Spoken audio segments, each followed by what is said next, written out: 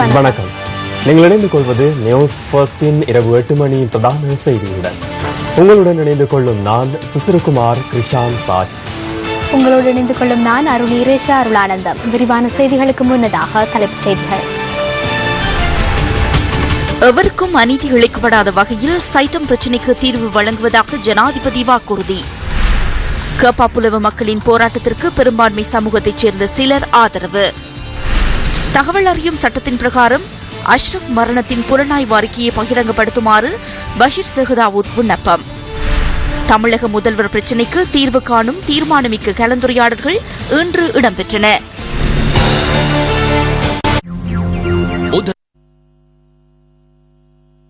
வகையில் மாலம்பே தனியார் மருத்துவக் கல்லூரி தொடர்பான பிரச்சினையை தீர்ப்பதாக ஜனாதிபதி மைத்ரிபால சிறிசேன இன்று வாக்குறுதி அளித்தார். நுவரெலியாவில் இன்று நடைபெற்ற நிகழ்வில் உரையாற்றிய போது ஜனாதிபதி இந்த வாக்குறுதியை வழங்கினார். பெருந்தோட்ட தொழிலாளர்களுக்கான பூமி தனி வீட்டு திட்டத்தின் கீழ் அக்கரப்பத்தனை ஊட்டுவில் தோட்டத்தில் நிர்மாணிக்கப்பட்ட முதலாவது கிராமத்தினை ஜனாதிபதி மைத்ரிபால சிறிசேன இன்று திறந்து வைத்தார். லயன் அறைகளுக்கு பதிலாக தோட்டங்களில் புதிய கிராமங்களை நிர்மாணிக்கும் திட்டத்தின் கீழ் அமைக்கப்பட்ட இந்த கிராமத்தில் 150 வீடுகள் காணப்படுகின்றன. இந்த திட்டத்தின் கீழ் 7 பேச்சஸ் காணியில் 550 சதுர அடியில் 2 அறைகள், சமையலறை, வரவேற்பறை மற்றும் குளியலறையுடன் இந்த தனி வீடுகள் அமைக்கப்பட்டுள்ளன. வீட்டு உரிமையாளர்களுக்கு பசுமை பூமி திட்டத்தின் கீழ் காணி உறுதி பத்திரங்களும் ஜனாதிபதியினால் வழங்கி வைக்கப்பட்டுள்ளன. இந்த நாட்டில் உள்ள அனைத்து இனத்தவர்களையும் சமமாக கருதி அவர்களின் உரிமைகளை வழங்க வேண்டும் என்பதற்காக ஜனாதிபதி நேர்மையாக செயற்படுவதை நாம் அனைவரும் அறிவோம். அதற்காக ஒன்றிணைந்து செயற்படுவோம். நாம் தமிழராக இருக்கலாம், சிங்களவராக இருக்கலாம். எமது நாடு வீழ்ந்துள்ள பாதாளத்திலிருந்து மீட்டெடுப்பதற்காக அரசாங்கம் முன்னெடுத்துள்ள திட்டத்துடன் இணைந்து இலங்கையர் என்ற நம்பிக்கையுடன் செயற்படுவோம் என இந்த சந்தர்ப்பத்தில் வேண்டுகோள் விடுக்கின்றேன். மாலபே தனியார் மருத்துவக் கல்லூரியை அடிப்படையாக கொண்டு தற்போது ஏற்பட்டுள்ள நிலை தொடர்பில் ஜனாதிபதி இங்கு கருத்து வெளியிட்டார். இந்த நாட்டிலிருந்து 75,000 80,000 பேர் சர்வதேச பல்கலைக்கழகங்களுக்கு செல்கின்றனர். அதனால் அந்த பிள்ளைகளை எமது நாட்டிற்குள் வைத்துக் கொண்டு தேவையான வசதிகளை ஏற்படுத்தி கொடுப்பது தொடர்பில் நாம் சிந்திக்க வேண்டும். அனைத்து உயர்கல்வி நிறுவனங்கள் உயர்தரத்தில் காணப்பட வேண்டும். மாலபே சைட்டம் தொடர்பான பிரச்சனையை அரசாங்கம் என்ற ரீதியில் நாம் நியாயமாக தீர்ப்போம். எதிர்காலத்தில் பல்கலைக்கழக மருத்துவ பீடங்களின் மாணவர்கள், பெற்றோர்கள், பேராசிரியர்கள், மாலபே மருத்துவக் கல்லூரியின் பொறுப்பாளர்கள், பெற்றோர்கள் உள்ளிட்ட அனைவருடன் கலந்துரையாட உள்ளேன். இவர்கள் அனைவரும் ஏற்றுக்கொள்ளக்கூடிய நியாயமான திட்டம் ஒன்றை முன்வைத்து அரசாங்கம் என்ற ரீதியில் இந்த பிரச்சனையை தீர்ப்போம் என நான் தெளிவாக இந்த சந்தர்ப்பத்தில் கூறிக்கொள்கிறேன். ஒவ்வொரு பிள்ளைகளும் விரும்பியபடி செயற்படுவது சிறந்ததல்ல. அனைத்து பிள்ளைகளும் நியாயமான சமூகத்திற்குள் இலவச கல்வியின் அறிவை மேம்படுத்தி போட்டித்தன்மை மிக்க இந்த சமூகத்தில் முன்னோக்கி செல்வதற்கான பின்புலத்தை அரசாங்கம் என்ற ரீதியில் நாம் கட்டி எழுப்புவோம். இந்த பிரச்சனையில் நான் பக்கசார்பாக செயற்பட மாட்டேன். நடுநிலை வகித்து அனைத்து பிள்ளைகளுக்கும் நியாயத்தை நிலைநாட்டுவதற்கான திட்டம் ஒன்றை அரசாங்கம் செயற்படுத்தும். சில பேர் சொல்றாங்க, நான் 20 பேச்சு வாங்கி தாரேன், நான் தோட சொந்தமாக்கி தாரேன். திகாமரம், மனோகணேசன், ராதாகிருஷ்ணன் 7 பேச்சு கொடுத்து ஏமாத்தி போட்டானு. அவ ஏமாத்தினது யாரு? நாங்களா அவங்களா? அதனால உங்க பலத்தை எங்களை தந்தீங்கன்னு சொன்னா நாங்க கட்டாயமாக அனைவருக்கும் ஒப்பனை வாங்கி தருவோம். நம்ம வெற்றி வரன நான், மனோகணேசன், ராதாகிருஷ்ணன் ஆகிய மூவரும் இந்த தேர்தலில் ஒன்றிணைந்து நிச்சயமாக ஜனாதிபதிக்கு வாக்குகளை பெற்றுத் தருவதாக ஜனாதிபதி, பிரதமர் சந்திரிகா ஆகியோரை தேர்தலுக்கு முன்னர் சந்தித்து கூறினோம். எங்களுக்கு பணம் வேண்டாம், 7 பேச்சஸ் காணியை தருமாறு கோரினோம். அதற்கு அவர்கள் மூவரும் இணங்கினர். எவ்வாறு நன்றி கூறுவது என்று தெரியவில்லை. நீங்கள் கூறியதை இன்று ஜனாதிபதி நிறைவேற்றியுள்ளீர்கள். தோட்டத்தில் இருந்த தலைவர்கள் தேர்தல் காலப்பகுதிகளில் நாம் பயணிப்பதற்கு இடமளிக்கவில்லை. உங்களுக்கு வாக்களித்த பின்னர் நாம் பயத்துடன் ஜெய் கில்டனில் இருந்தோம். மஹிந்த குறித்து அச்சமடைந்ததல்ல. இங்கு ஒரு பேய் உள்ளது. அவர் வெற்றி அடைந்து நீங்கள் தோல்வி அடைந்திருந்தால் நான் இங்கிருந்திருக்க மாட்டேன். எனக்கு 3 பிள்ளைகள் உள்ளனர். அவர்களுடன் கனடா அல்லது வேறு நாடுகளுக்கு செல்ல நேரிட்டிருக்கும். அரசியலில் ஈடுபடும் முறை ஒன்று உள்ளது. எனினும் பைத்தியங்கள் மற்றும் பேய்களுடன் அரசியலில் ஈடுபட முடியாது. மக்களுடைய நலனை நாங்கள் காக்க வேண்டும் என்பதற்காகத்தான் இன்று இந்த வேலைகளை நாங்கள் செய்து வருகின்றோம். உங்களுக்கு தெரியும், இன்று நுவரெலியா மாவட்டத்திலே 2 தேசிய பாடசாலைகள் அமைப்பதற்கான வாய்ப்பு எங்களுக்கு கிடைத்திருக்கின்றது. இதெல்லாம் எங்களுக்கு கல்வியிலே ஒரு பெரும் மாற்றத்தை கொண்டு வருவதற்கான ஒரு சந்தர்ப்பமாக இருந்திருக்கின்றது. மே ஆண்டுவதாக அவரது பாகட்டாபி தீலதீன்வா 5 வருடங்களுக்கு இந்த அரசாங்கத்திற்கு ஆணை வழங்கப்பட்டுள்ளது. 5 வருடங்களுக்கு பொறுத்திருக்க வேண்டும். 2 வருடங்கள் கழிந்த பின்னர் இந்த அரசாங்கம் எதனையும் செய்யவில்லை என மக்கள் கூறுகின்றனர். இது சரியான கருத்து அல்ல. இன்னும் 3 வருடங்கள் பொறுத்திருந்து பாருங்கள். எஞ்சியிருக்கும் 3 வருடங்களில் இந்த நாட்டில் மாற்றம் ஒன்றை ஏற்படுத்துவதற்கு ஜனாதிபதி மற்றும் பிரதமர் ஆகியோர் எதிர்பார்த்துள்ளனர். அதற்கு நாம் ஒத்துழைப்பு வழங்க வேண்டும். 2 வருடங்களில் எதிர்பார்ப்புகளை நிறைவேற்ற முடியாது.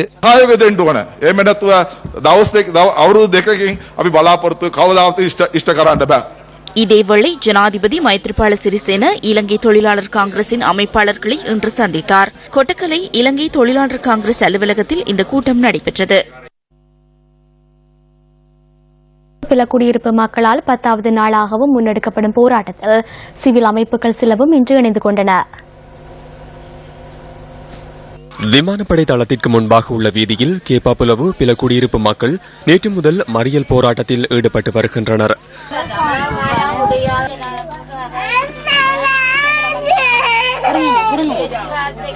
கேப்பாளவு பில குடியிருப்பு மண்ணை இந்த ராணுவம் எந்த காரணத்துக்காக வைத்துக் கொண்டிருக்குதோ எனக்கண்டா தெரியவில்லை, எங்களுக்கண்டா தெரியவில்லை. இந்த குஞ்சு உருமணங்களை வச்சுக்கொண்டு இந்த நெருப்ப மூட்டி வெளிச்சம் இல்லாமல் நெருப்ப மூட்டி குளிர் காஞ்சி கொண்டு இந்த ரோட்டு வலிக்கவும் வீதி வலிக்கவும் என்னத்துக்கு நாங்கள் கிடக்கணும்? எங்களை மண்ணை முற்கிறக்காகத்தான் வந்து கிடக்கிறோம். நீர்கொழும்பு மீனவர் ஒத்துழைப்பு இயக்கம், பிரஜா அபிலாஷி வலையமைப்பு, சிவம் அறக்கட்டளை அமைப்பு ஆகியனவும் இந்த போராட்டத்தில் இன்று இணைந்து கொண்டன. இந்த மக்களின் காணிகள் இல்லாமல் போகின்றன. அது அநீதியானது. இந்த அநீதியை வெளிப்படுத்தவே நாம் கொழும்பிலிருந்து வந்துள்ளோம். இதனை நாம் அனுமதிக்கப் போவதில்லை. மக்களின் காணிகளை மக்களுக்கு வழங்குமாறு நாம் அரசாங்கத்தை வலியுறுத்துகின்றோம். காணி உரிமை வாழ்வுரிமைக்காக போராடும் பில குடியிருப்பு மக்கள் தமது காணிகளுக்கு மீண்டும் சுதந்திரமாக சென்று வாழ்வதற்கு வாழ்வாதாரத்தை ஆரம்பிப்பதற்காக முன்னெடுக்கும் இந்த நடவடிக்கைக்கு நாம் முழுமையான ஒத்துழைப்பை வழங்குகின்றோம். தற்போதைய ஜனாதிபதி ஆட்சிக்கு வருவதற்கு வடக்கில் உள்ள மக்கள் ஒத்துழைப்பு வழங்கினர். இந்த மக்களுக்கு நீதியை நிலைநாட்ட வேண்டிய பொறுப்பு அவருக்கு உள்ளது. அவர் இது தொடர்பில் கவனம் செலுத்த வேண்டும். தென்பகுதி மக்களின் ஒத்துழைப்பை இந்த மக்களுக்கு நாம் பெற்றுக் கொடுப்போம். இதேவேளை கேப்பாப்புலவு போராட்டத்திற்கு ஆதரவு தெரிவித்தும் புதுக்குடியிருப்பு ராணுவ முகாமை அகற்ற கோரியும் புதுக்குடியிருப்பில் 7வது நாளாகவும் போராட்டம் முன்னெடுக்கப்படுகின்றது. 5 பேர் கொழும்புக்கு இந்த விடயமாக போயிருக்கிறோம். அவருடைய முடிவை கண்டுதான் நாங்கள் வார திங்கட்கிழமை சரியான முடிவுக்கு நாங்கள் திரும்பவும் தொடர்ந்து இந்த போராட்டத்தை நடத்துவோம். கடிதங்கள் அனுப்பி மகஜர் அனுப்பினோம் கொழும்புக்கு. அதுக்கும் எதுவும் 6 வருடமாக ஒரு பதிலும் கிடைக்கவில்லை. நானும் படாத கஷ்டமில்லை. ராணுவத்தின் கையில் இந்த கணவரை கொடுத்துவிட்டு பிள்ளைகள் 8 குழந்தைகளையும் 6 பெண்களும் அதே போல் மற்ற குடும்பங்களும் இவ்வளவோ துன்பப்படுகிறார்கள். முடிவு வரும் வரையும் நாங்கள் முன்னால ஏஜியோஸ்க்கு முன்னால இந்த காணிய பார்த்து பார்வையிட்டு கவலைப்பட்டு கொண்டு இருக்கின்றோம். பனி, குளிர், நுழம்புக்கடி, தண்ணி வாய்க்கால பாஞ்சு கொண்டு இருக்குது. நாங்கள் இந்த பனியில இழுப்பு, முட்டுகள், வருத்தங்கள் கூடிய பாவம் வந்து கொண்டிருக்கு.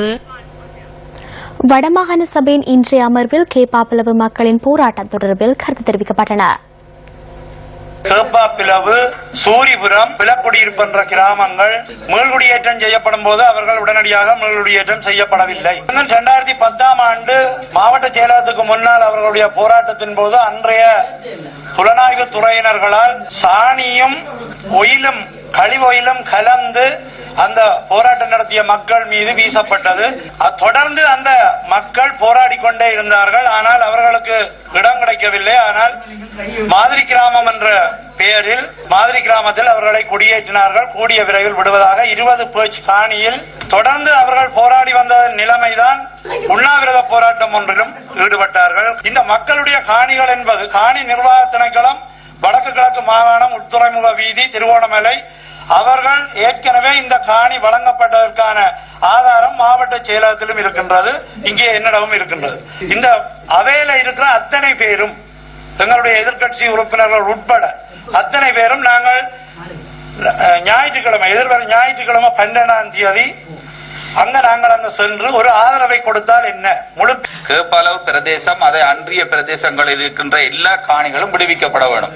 அது அவற்றை இவற்றை காணி என்றது நாங்க சொல்ல முடியாது. அங்க இருந்த மக்களாக இருந்தான அல்லது அது வெளியில இருக்கின்ற மக்களாக இருந்தான யாருடைய காணி என்றாலும் அவை அனைத்து வந்து 500 ஏக்கரும் விடுவிக்க வேண்டும். அது மாத்திரமல்ல, இங்க பட்டாப்புளையில இருக்கின்ற மக்களோட காணியும் விடுவிக்கப்பட வேண்டும். அங்கே இருக்கிற பூர்வீக மக்களுடைய காணி விடுவிக்கப்பட வேண்டும். அதிலே இப்பொழுது ஆரம்ப சுகாதார நிலையம் அமைக்க அந்த இருந்த கட்டடத்திலே தான் விமானப்படையினுடைய அந்த பிராந்திய தளபதியுடன் பேச்சுவார்த்தை மாண்புமிகு முதலமைச்சர் அவர்களும் நாங்களும் ஈடுபட்டிருந்தோம். ஆகவே கௌரவ சுகாதார அமைச்சர் அவர்கள் முறைப்படியாக அந்த ஆரம்ப சுகாதார நிலையத்தை உடனடியாக தர வேண்டும் என்று கேட்க வேண்டும். அதிலே கிடக்கிறது அவர்களுடைய சுற்றுலா விடுதியா. அதுலதான் எங்களை உள்ளே எடுத்தா பிரச்சனை, நாங்கள் இடம் பார்த்து அடிச்சு போடுவோம், ரியல் எடுக்க இல்ல கேட்க வேண்டும். இல்லாவிட்டால் நீதிமன்றத்துக்கு செல்ல வேண்டும். அந்த ஆரம்ப சுகாதார கட்டணத்தை எங்களுக்கு கையளிக்க வேண்டும். விமானப்படை அதிகாரி ஒருவருக்கும் தெரியாமல் ராணுவத்தின் கைவசம் இருந்த அந்த காணிகள் முழுவதும் விமானப்படைக்கு கொடுக்கப்பட்டிருக்கின்றது ஒன்று. இதற்கு காரணம் ஒருவேளை அங்கே ஒரு விமான தளம் ஒன்று அமைப்பதாகவும் அது புலிகளிடமிருந்து இவர்கள் பெற்றுக் கொண்டதாகவும் அதை தொடர்ந்து அவர்கள் வைத்திருக்க வேண்டி இருக்கின்றது என்றும், அது சம்பந்தமாக தாங்கள் அதற்குரிய ஒரு பாதையை அமைக்கும் போது இந்த காணிக்கு ஊடாக அந்த பாதை செல்வதால் விட்டுக் கொடுக்க முடியாது என்ற முறையில் அவர்கள் குறிப்பிட்டார். கௌரவ ரவிகரன் அவர்களுடைய கோரிக்கை சம்பந்தமாக சகல உறுப்பினர்களும் கவனத்திற்கு எடுத்து அது ஒரு முடிவை செய்ய வேண்டும் என்றும் நான் கேட்டுக்கொள்கின்றேன். காணாமல் ஆக்கப்பட்டோரின் உறவினர்கள் சிலருக்கும் பிரதமர் ரணில் விக்ரமசிங்கவுக்கும் இடையில் அலரி மாளிகையில் இன்று காலை சந்திப்பொன்று நடைபெற்றது. தருமாறு வலியுறுத்தி வவுனியாவில் கடந்த மாதம் 23ஆம் தேதி சாகும் வரையிலான உண்ணாவிரத போராட்டம் ஆரம்பிக்கப்பட்டது. இந்த நிலையில் 4 நாட்களின் பின்னர் பாதுகாப்பு ராஜாங்க அமைச்சர் ருவான் விஜயவர்தனவுடன் கடந்த மாதம் 26ஆம் தேதி இடம்பெற்ற பேச்சுவார்த்தையை அடுத்து உண்ணாவிரதம் கைவிடப்பட்டது. ருவான் விஜயவர்தன அங்கு வழங்கிய வாக்குறுதிக்கமைய இன்று இந்த சந்திப்பு ஏற்பாடு செய்யப்பட்டிருந்தமை குறிப்பிடத்தக்கது. இது தொடர்பில் தெளிவுபடுத்தும் நோக்கில் சந்திப்பில் கலந்து கொண்டிருந்த காணாமலாக்கப்பட்டோரின் உறவினர்கள் இன்று மாலை ஊடக சந்திப்பொன்றை கொழும்பில் ஏற்பாடு செய்திருந்தனர். எங்களுடைய கோரிக்கை, நாங்கள் முன்வைத்த கோரிக்கை, இலங்கைக்குள் காணாமலாக்கப்பட்ட 32,000 மேற்பட்ட குடும்பங்களுக்கு நீதி வழங்கப்பட வேண்டும், அதுக்கு பொறுப்பு கூறப்பட வேண்டும் என்றதுதான் எங்களுடைய கோரிக்கை வழியே. நாங்கள் இந்த 14 குடும்பங்களை முன்வைத்து இந்த 14 குடும்பங்களுக்கு தான் நீதி வேணும் என்று கேட்டு நாங்கள் இந்த உண்ணாவிரதத்தை மேற்கொள்ளவில்லை என்றதை தெளிவாக வலியுறுத்தினோம். அப்படி இருந்தும் அவர்கள் அது ஒரு சிரமமான பணி, அது நீண்ட காலத்தை கொண்டு செல்லும், ஒரு பொலிஸ் மாதிரி தலைமையில் ஒரு குழுவை அமைக்கிறோம் என்று சொன்னார்கள். இந்த அரசாங்கத்தில் ஒரு சில விஷயங்களை பெற்றுக்கொள்ள முடியாததை இன்றைக்கு நாங்கள் அம்பலப்படுத்துகிறோம். ஏனென்றால் உங்களுக்கு தெரியும், கடந்த 7 வருடங்களாக இந்த காணாமலாக்கப்பட்ட விவகாரம் அரசியல் கைதிகளின் விவகாரம், இந்த விவகாரங்களை கையாள்வதற்காக இந்த 7 வருடங்களான அரசியல் அதிகாரத்தை தமிழ் தேசிய கூட்டமைப்பிடம் வழங்கியிருந்தோம். ஆனால் இன்று முதல் முறையாக ஒரு சிவில் சமவெளியிலிருந்து அவர்களோட பேசுவதற்கு ஒரு வாய்ப்பு கிடைச்சது. இந்த ஒரு பேச்சுவார்த்தையிலேயே இந்த அரசாங்கத்துடைய உண்மை முகமாக தெரிஞ்சிட்டு, இவர்களிடம் நாங்கள் நீதியையும் நியாயத்தையும் இந்த நாட்டுக்குள்ள பெற்றுக்கொள்ள முடியாது. முன்னைய அரசாங்கம் சரி, இப்போது இருக்கக்கூடிய அரசாங்கம் சரி, இனி வரப்போற அரசாங்கம் சரி, இந்த காணாமலாக்கப்பட்ட ஒரு விவகாரம் அரசியல் கைதிகள் தொடர்பில் உங்களுக்கு சந்திப்புக்கு அரசு அறிவிக்கப்பட்ட அமைச்சர்கள் மாரை தவிர்த்து கூட்டமைப்பை சேர்ந்த முக்கியமாக சுமந்திரன் அவர்களும் அதிலே பிரசன்னமாயிருந்தது எங்கள் மக்களுக்கு பெரிய அதிர்ச்சியாகவும் கவலையாகவும் இருந்தது. உடனே அவர்கள் அதை தெரிவித்தார்கள். நாங்கள் பேச்சுவார்த்தைக்கு வந்தது அரசாங்கத்தோட, நீங்கள் இருப்பதை அவர் விரும்பவில்லை என்று கூறும்போது அவர் சில கருத்துக்களை கூறிவிட்டு அங்கிருந்து போயிருந்தார். அவர் கூறின கருத்துக்கள் ஒன்று மிச்சத்தை இவர்கள் கூறுவார்கள். அவர் 50 முறை சந்தித்ததாக அரசாங்கம் இந்த காணாம போன பிரச்சனையை கதைச்சதாக கூறினார். நாங்கள் ஒரு முறை சந்திச்சே இந்த அரசாங்கம் எங்களுக்கு ஒன்றும் தராது என்றதை நாங்கள் சொல்றோம். அதனால அவர் 50 முறை சந்திச்சு அவர்கள் என்னத்தை கதைச்சிருப்பார்கள் என்றதை மக்கள் விளங்கிக் கொள்ளுங்க. இங்க வந்து நாங்கள் அலரி மாளிகைக்கு போகும்போது கூட்டமைப்பு சுதந்திரன் இருப்பதை கண்டு அதுல எங்களுக்கு ஒரு அதிர்ச்சி. எங்களுக்கு அரசியல்வாதிகள் யாருமே இங்க வரக்கூடாதுன்றதான் எங்க கோரிக்கையும். ஆனா இவரை வெளியேற்றணும் நாங்கள் அதை கதைத்து தான் அவரை அனுமதிக்காமல் அந்த கூட்டத்தில் நாங்கள் கலந்து கொண்டு கதண்டும். எங்களுக்கு ஒரு சரியான தகவல் கிடைக்கவில்லை. அவர்கள் பல முறையும் பல பிரச்சனைகளுக்கு கால அவகாசம் தான் கேட்டுக்கொண்டிருக்கிறோம். ஆனா எங்களுக்கு அவர் சொல்லி எனக்கு அந்த அமைச்சர் என்னட்ட மகஜர் வழங்கினது உங்களுக்கு 9ஆம் தேதி சகல ஒரு தீர்வு, நல்ல ஒரு தீர்வு கிடைக்கும் என்று தான் எங்களை நம்ப வச்சது. ஆனா அது இன்றைக்கு மாற்றி விட்டது. அதன் ஏமாற்றம் அடைந்தது இன்னும் எங்களுக்கு ஒரு நல்ல வழிக்கு தான் கொண்டு போக போகுது. திரும்பவும் நாங்கள் என்ன செய்வோம் ஏது செய்வோம் என்றதை பல மக்களோட கலந்து கதைச்சுத்தான் நாங்கள் அது ஒரு நல்ல முடிவா எடுப்போம். காணாமற் போனோர் தொடர்பான அலுவலகம் தொடர்பான சட்டத்தில் திருத்தங்களை மேற்கொள்வதற்கு அமைச்சரவை அங்கீகாரம் வழங்கியுள்ளது.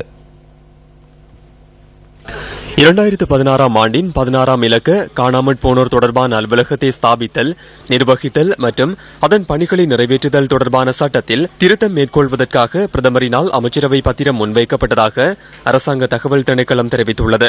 இந்த சட்டமானது 2016ஆம் ஆண்டு ஆகஸ்ட் மாதம் 23ஆம் தேதி பாராளுமன்றத்தில் நிறைவேற்றப்பட்டது.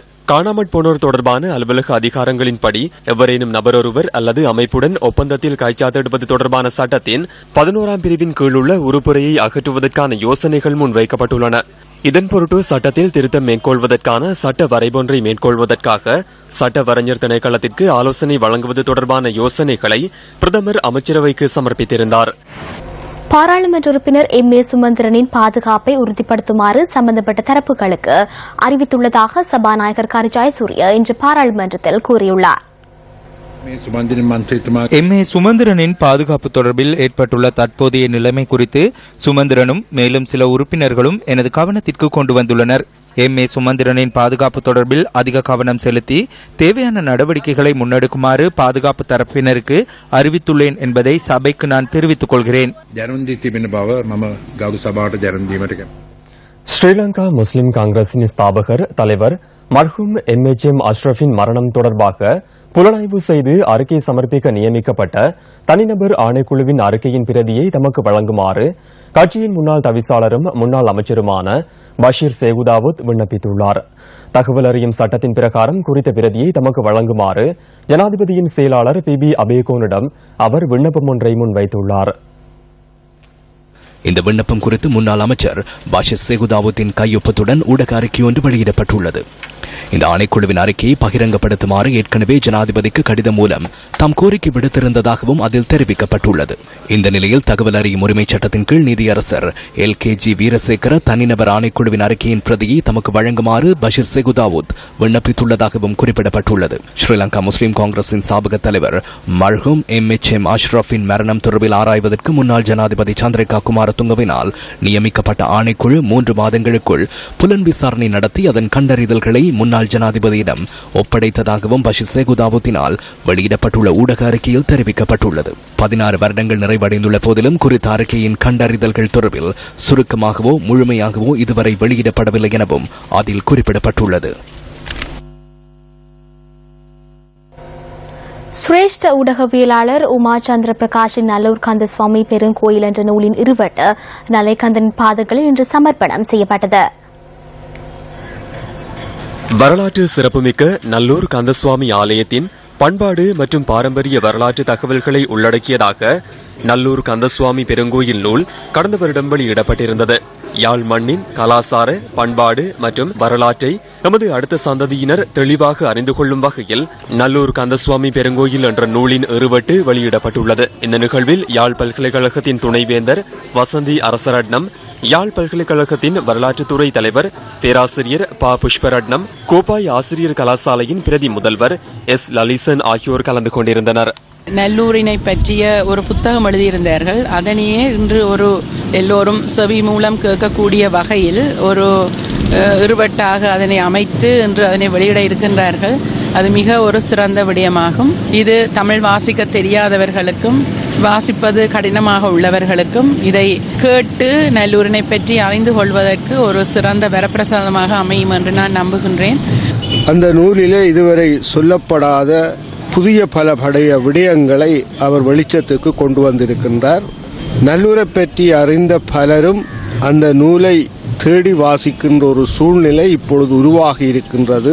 அவருடைய இந்த நல் முயற்சி எங்களது மரபுரிமைகளை மற்றவர்களுக்கு தெரியப்படுத்துவதற்கும் அறிந்து கொள்வதற்கும் ஒரு வாய்ப்பாக இருக்கின்றது. வரலாறு சார்ந்த தகவல்களை எங்கள் சந்ததியினர் சரியாக அறிய வேண்டும்.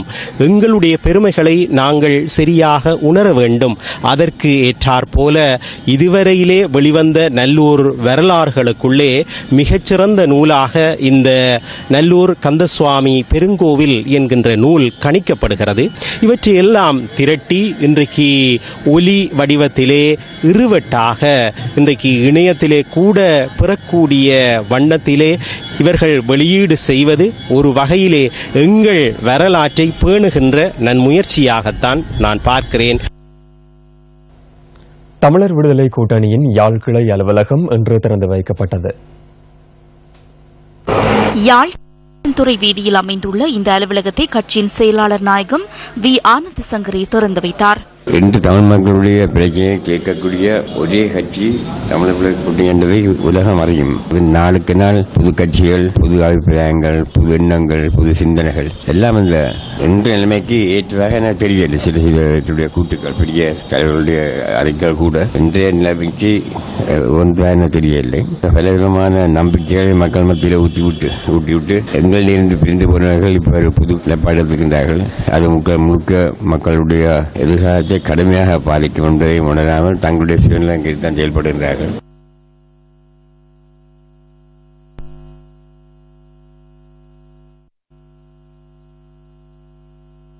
ஆராய்ந்து அவற்றுக்கு தீர்வினை வழங்கும் நோக்கில் முன்னெடுக்கப்படும் மக்கள் சக்தி இல்லங்கள் தோறும் திட்டம் இன்று அம்பாறை மாவட்டத்தில் முன்னெடுக்கப்பட்டது.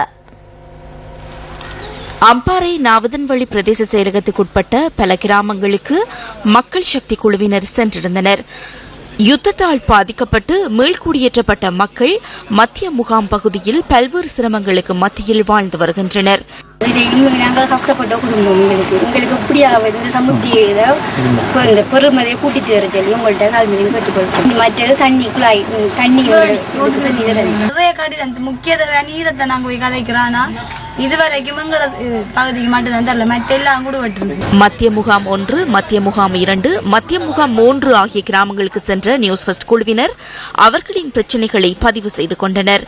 குடிநீர் பிரச்சினையை எதிர்கொள்ளும் இந்த மக்கள் சுமார் 2 கிலோமீட்டர் தூரம் சென்று குடிநீரை பெற்றுக் கொள்வதுடன் பல குடிசை வீடுகளையும் எம்மால் காணக்கூடியதாக இருந்தது. சொரிக்கல் முனை, வீரச்சேனை, ஏந்தாங்குளம் ஆகிய கிராமங்களுக்கும் சென்ற எமது குழுவினர் அக்கிராமங்களின் மக்கள் எதிர்நோக்கும் பிரச்சினைகளையும் ஆராய்ந்தனர்.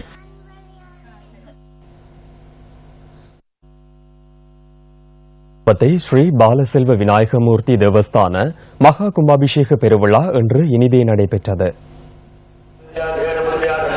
ஸ்ரீதள விமானத்துடன் திருப்பணிகள் பூர்த்தி செய்யப்பட்டுள்ள மருதானை கப்பிதாவத்தை ஸ்ரீ பாலசெல்வ விநாயகமூர்த்தி தேவஸ்தான மகா கும்பாபிஷேகத்தை முன்னிட்டு இன்று காலை 8ஆம் காலையாக பூஜை நடைபெற்றது.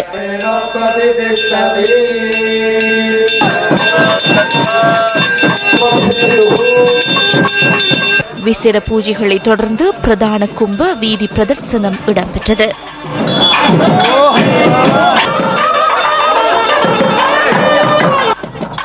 சிவாச்சாரியார்கள் வேத பாராயணம் ஓத, மங்கள வாத்தியங்கள் முழங்க, பக்தர்களின் அரோகரா கோஷத்துடன் ராஜகோபுரம், பிரதான ஸ்தூபி, ஏனைய பரிவார ஸ்தூபிகளுக்கு அபிஷேகம் நடைபெற்றது. அதனைத் தொடர்ந்து இலங்கையின் புகழ்பூத்த சிவாச்சாரியார்களுடன் இணைந்து பாரதம் உள்ளிட்ட நாடுகளில் இருந்து வருகை தந்த சிவாச்சாரியார்களால் ஸ்ரீ பாலசெல்வ விநாயக பெருமானுக்கும் ஏனைய பரிவார மூர்த்திகளுக்கும் மகா கும்பாபிஷேகம் நடத்தி வைக்கப்பட்டது. மகா கும்பாபிஷேக பெருவிழாவை தொடர்ந்து மகா அபிஷேகம் மற்றும் தீபாராதனை இடம்பெற்றன. கடந்த 1ஆம் திகதி ஆரம்பமான கொழும்பு மருதானை கப்பிதாவத்தை ஸ்ரீ பாலசெல்வ விநாயகமூர்த்தி தேவஸ்தான நவகுண்ட பக்ஷ மகா கும்பாபிஷேக பெருவிழா இன்று இனிதே நிறைவுற்றது. வடமாகாண தனியார் போக்குவரத்து துறையினர் மாகாணம் தழுவிய பணி பகிஷ்கரிப்பில் இன்று ஈடுபட்டனர். இலங்கை போக்குவரத்து சபையினரின் நடவடிக்கைகளை கண்டித்து இந்த பணி பகிஷ்கரிப்பு முன்னெடுக்கப்பட்டது. வடமாகாணம் முழுவதிலும் இணைந்து போக்குவரத்து அட்டவணையை உரிய முறையில் நடைமுறைப்படுத்த வேண்டும் என்பதை வலியுறுத்தி இந்த பணி பகிஷ்கரிப்பு முன்னெடுக்கப்பட்டது. மேலும் பொதுமக்களுக்கு பாதுகாப்பான சேவையை வழங்குவதை உறுதிப்படுத்த வேண்டும் எனவும் தனியார் போக்குவரத்து துறையினர் வலியுறுத்தியுள்ளனர். எவ்வாறாயினும் தனியார் பஸ்கள் சேவையில் ஈடுபடாமையால் வடமாகாணத்தில் உள்ள அனைத்து மாவட்டங்களிலும் பயணிகள் பாரிய அசௌகரியங்களை எதிர்நோக்கியிருந்தனர். இலங்கை கிரிக்கெட் அணியின் 20-20 போட்டிகளுக்கான தலைமை பொறுப்பு வழங்கப்படும் இடத்து அந்த சந்தர்ப்பத்தை சரியான முறையில் பயன்படுத்திக் கொள்ள தயாராக இருப்பதாக வேகப்பந்து வீச்சாளர் லசித் மாலிங்க தெரிவித்தார். ஆஸ்திரேலியாவுக்கு எதிரான இலங்கை அணி விளையாடவுள்ள 3 போட்டிகள் கொண்ட 20-20 தொடருக்கான இலங்கை குழாம் தொடர்பான ஊடக சந்திப்பில் அவர் இதனை குறிப்பிட்டார். 15 பேர் கொண்ட இலங்கை குழாத்துக்கு உப்புல் தரங்கு அணித்தலைவராக பெயரிடப்பட்டுள்ளார். தலைமை பதவி வழங்கப்பட்டால் நீங்கள் ஏற்றுக்கொள்வீர்களா? நான் அணித்தலைவராக இருக்கும் போதே இலங்கை அணி 2020 உலக கிண்ணத்தை கைப்பற்றியது. உபாதை ஏற்பட்டமையினாலேயே சில நாட்கள் விளையாட முடியாத நிலைமை ஏற்பட்டது. நான் இலங்கை அணிக்காக விளையாடுகின்ற போது எனக்கு முடிந்ததை செய்து காட்டியிருக்கின்றேன். எனவே எனக்கு இன்னும் ஒரு முறை அணித்தலைமை பொறுப்பு வழங்கப்பட்டால் அந்த சந்தர்ப்பத்தை சரியான முறையில் பயன்படுத்திக் கொள்வேன். இத்துடன் நியூஸ் ஃபர்ஸ்டின் இரவு 8 மணி பிரதான செய்தி நிறைவு பெறுகின்றது. வணக்கம்.